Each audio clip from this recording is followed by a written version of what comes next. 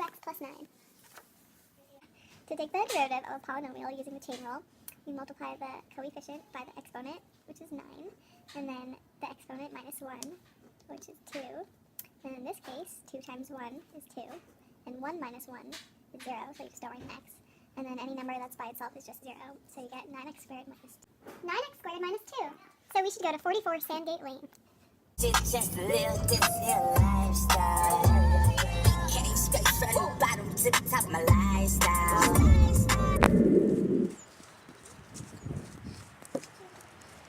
Hi, are you Dr. Applepine? Yes. Are you looking for a clue?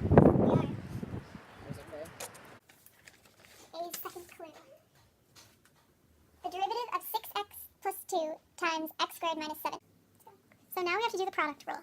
You're going to take the first factor, which is 6x plus 2, and multiply by the derivative of the second factor, which is going to be 2x minus 7.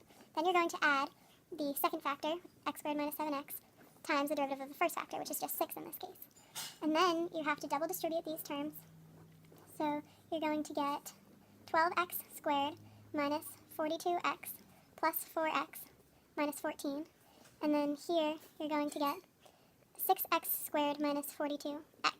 And now we're going to add all the like terms. So all the x squareds together, and all the x's are together. And the 14, negative 14. And then you have 18x squared. Negative 84x plus 4x is going to give you negative 80x.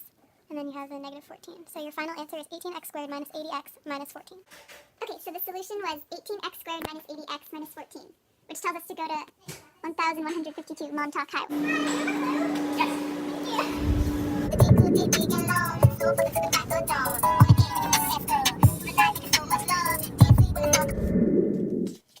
The third clue. 3x to the fifth over 8. Fifth on 8, you use the quotient rule. So you take the denominator times the derivative of the numerator minus the numerator times the derivative of the denominator, which is 0. And you put it over the bottom squared, which is 64.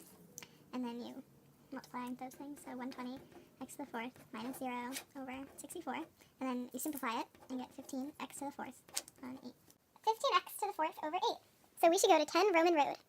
This is the right address, right? Yeah, 10, 10. Yeah. Hey, is it a clue? Yeah. Hey.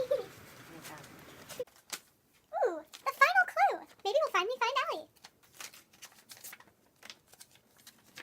The derivative of e to the negative x. To take the derivative of a function with the base e, you take that function itself, and you just multiply it by the derivative of the exponent to which e is being raised. So in this case, you multiply by negative 1, and you get negative e to the negative x. How easy is that? Booyah! Negative e to the negative x. So we have to go to 141 Narrow Lane.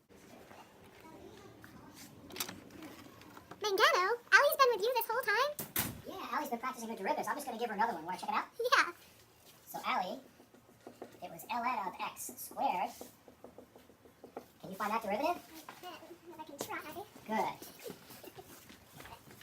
So, we're going to take the derivative of the argument, which is x squared, so in this case it would be 2x, and then you're going to multiply it by 1 over the argument, which is x squared.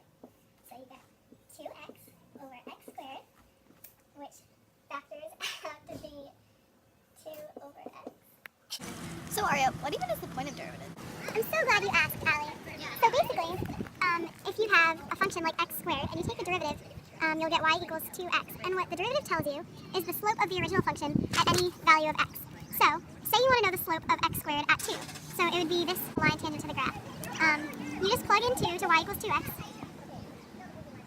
and you get 4. So we know that the slope here should equal 4.